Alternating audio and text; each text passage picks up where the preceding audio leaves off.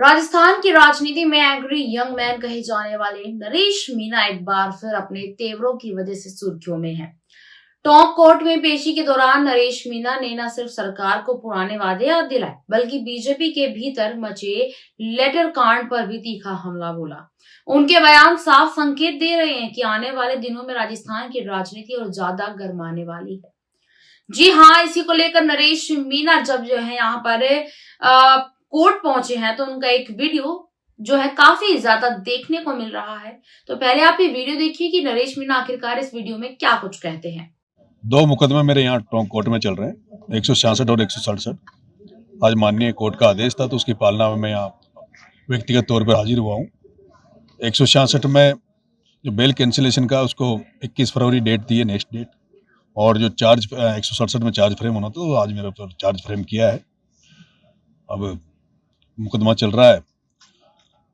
मुकदमा जो bell cancellation का जो मामला है, मैंने बीच में भी अपील की थी गवर्नमेंट से, अभी मूवमेंट के दौरान भी बात की थी।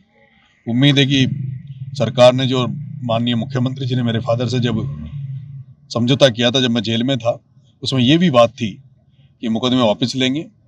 जितने भी जो मुकदमे चल रहे हैं कांग्रेस गवर्नमेंट के टाइम पे, उम्मीद करते हैं कि सरकार इस मुकदमे को भी वापस लेगी और मेरे बेल कैंसिलेशन का जो लेटर लगा रखा है उसे भी वापस सरकार लेगी। देखिए, 30 तारीख को कोटड़ी मोड़ पर आपने आंदोलन किया, यही कुछ मांगे थी, फिर रात को आपकी या प्रशासन से बात होने के बाद में सहमति बनी। कौन से मुद्दे थे जिस पर आपने अपना जो मूव किया था? देखो, 12 सूत्रीय मांगे थी जिसमें ज़्यादातर स्थानीय मांगे थी, उनको जिला प्रशासन ने पूरा किया है और पूरा कर रही है।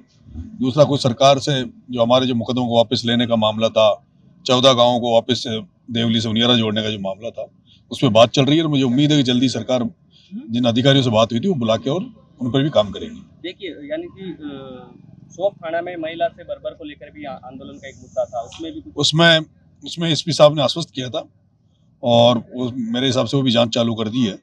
उसमें जल्दी निर्णय निष्कर्ष निकल के आएगा। देखिए, एक आंदोलन बीकानेर में चल रहा है खेजड़ी बचाओ को लेकर, क्या कहेंगे?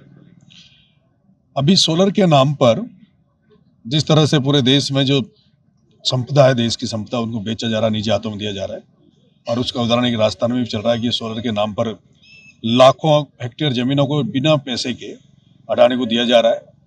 और जो खेजड़ी का जो आंदोलन है, बड़ा आंदोलन है, वहाँ पूरी जनता उसके लिए लगी हुई है। हमारे यहाँ टोंक में भी इसी तरह का एक मामला है बजरी का, और जल्दी आपके सामने वो भी हम उसमें भी आंदोलन करेंगे और सड़कों पर उतरेंगे। तो आपने देखा कि नरेश मीणा ने क्या कुछ कहा। अंततः उपचुनाव में बीजेपी प्रत्याशी रहे मोरपाल सुमन के वायरल पत्र ने पहले ही सियासी गलियारों में हलचल मचा रखी है। इसी मुद्दे पर नरेश मीणा ने खुलकर मोरपाल सुमन का समर्थन किया। उन्होंने दो टूक कहा कि मोरपाल ने जो लिखा वह झूठ नहीं बल्कि कहीं ना कहीं वो सच है, उस में सच्चाई है। नरेश मीणा कहते हैं कि मोरपाल ने बिल्कुल सही कहा कि उसे बीजेपी के ही बड़े दिग्गजों ने हराया है, लेकिन विडंबना देखिए, पार्टी उन गद्दारों पर कार्रवाई करने के बजाय सच बोलने वाले मोरपाल को ही नोटिस थमा रही है और 3 महीने के अंदर जवाब मांग रही है। उन्होंने बीजेपी प्रदेश अध्यक्ष मदन राठौड़ पर भी सीधा निशाना साधते हुए कहा कि पार्टी में सच्चाई बोलना अनुशासनहीनता माना जाने लगा है। नरेश मीणा का कहना है कि अगर मोरपाल के आरोप गलत हैं तो निष्पक्ष जांच होनी चाहिए, लेकिन अगर आरोप सही हैं तो कार्यवाही उन लोगों पर होनी चाहिए जिन्होंने जो है चुनाव हरवाने में भूमिका निभाई। उनका सवाल साफ है, सच बोलने की सजा क्यों है? नरेश मीणा यही नहीं रुके, उन्होंने समरावता कांड को लेकर मुख्यमंत्री वजरलाल शर्मा को उनके पुराने वादे भी याद दिला दिए। नरेश मीणा ने कहा कि जब वे जेल में थे और उनके समर्थक जयपुर कूच की तैयारी कर रहे थे, तब मुख्यमंत्री ने खुद उनके पिता और समर्थकों को बुलाकर भरोसा दिलाया था कि मुकदमे वापस लिए जाएंगे। नरेश मीणा ने सवाल यहाँ पर यह उठाया कि अगर उस वक्त सरकार ने वादा किया था तो अब तक उस पर अमल क्यों नहीं हुआ। उन्होंने अपनी 12 सूत्रीय मांगों को दोहराते हुए साफ कहा कि सरकार को तुरंत एसडीएम थप्पड़ कांड में उनकी जमानत रद्द कराने की अपील वापस लेनी चाहिए और निर्दोष ग्रामीणों पर दर्ज मुकदमों को खत्म करना चाहिए। साथ ही साथ मीना ने चेतावनी भरे लहजे में ये भी कहा कि अगर सरकार ने जल्द फैसला नहीं लिया तो आंदोलन की राह तय है। उनका कहना है कि यह सिर्फ उनका व्यक्तिगत मामला जो है नहीं, बल्कि उन सैकड़ों ग्रामीणों का सवाल है जिन्हें बेवजह कानूनी मामलों में फंसाया गया है। जी हाँ, नरेश मीना ने यह भी साफ कर दिया कि वे अब सिर्फ जेल, कोर्ट और बयानबाजी तक सीमित जो है नहीं रहने वाले हैं।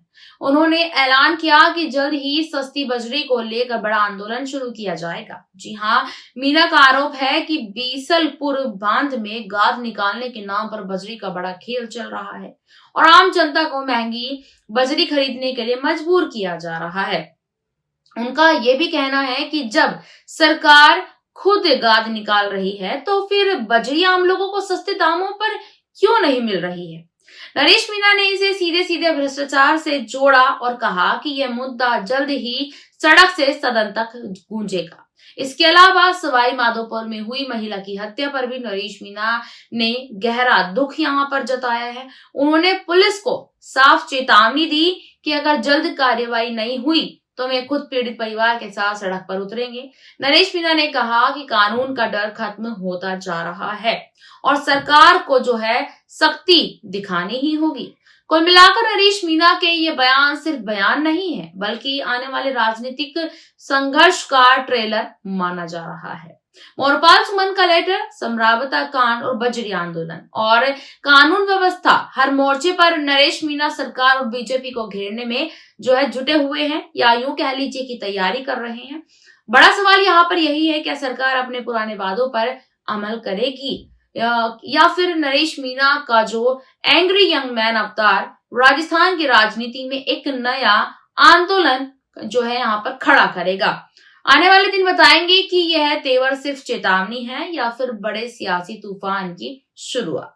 इस रिपोर्ट पर आपकी क्या राय है, कमेंट सेक्शन में हमें जरूर बताइएगा। अगर आप इस वीडियो को राजस्थान से देख रहे हैं तो वीडियो को लाइक करें, शेयर करें और चैनल को सब्सक्राइब करना बिल्कुल ना भूलें।